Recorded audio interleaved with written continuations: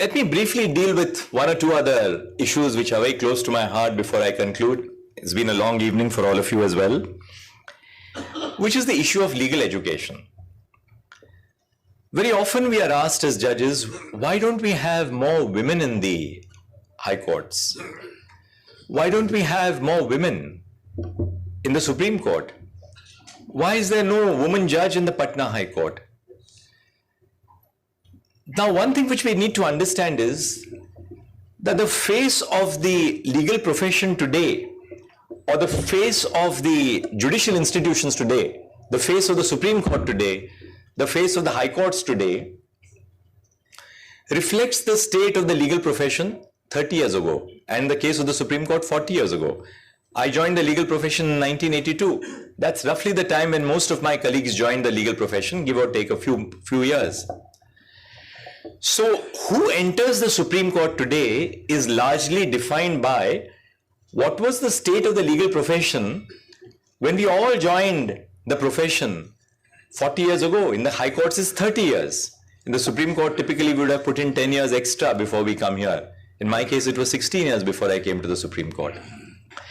Now, what happens as a result is that if we do not create an equal opportunity legal profession today, these problems which confront the marginalized communities, not just women, but marginalized communities, will continue to fester in our legal profession decades down the line. So if we have to improve the state of access to opportunities to higher judicial offices, we have to change the face of the legal profession today in terms of who enters the legal profession. And the responsibility for that is not just of the government or the higher judiciary. The responsibility for that is of all of you as citizens, as lawyers. In our profession, is it not very commonplace that juniors find seniors on the basis of an informal network? Some will call it an old boys club, but at least there are networks.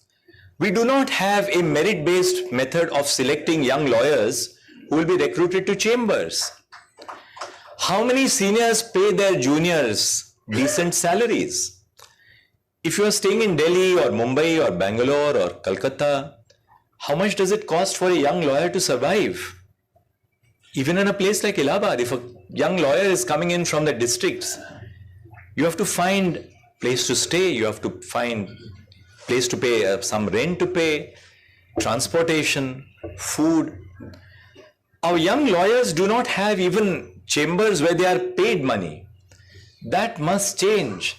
And the burden of doing that is on us as senior members of the profession. But too long we regard the youngsters in our profession as slave workers. Why? Because that's how we grew up.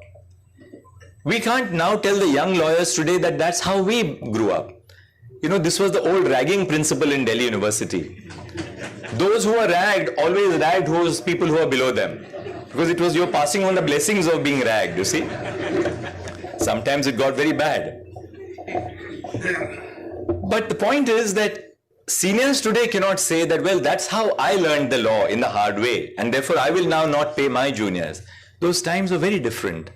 Families were smaller, there was family resources, and so many young lawyers who could have made it to the top never made it, for the simple reason that they had no resources. So this structure of the legal profession, which is so patriarchal, sometimes so caste-based, has to change so that we as lawyers discharge our duties to our society to make the legal profession open up to our people from different communities, from the marginalized groups in our society. On the infrastructure of the district judiciary, next week we are holding the celebrations for the Constitution Day on the 26th of November. The Honorable Prime Minister has agreed to inaugurate the Constitution Day celebrations, and the President of India will be delivering the valedictory address. All the Chief Justices of the High Courts are coming to the Supreme Court, where we are going to discuss issues of infrastructure, technology, appointments, everything that needs to be done in the Indian judiciary. Beginning with the district judiciary.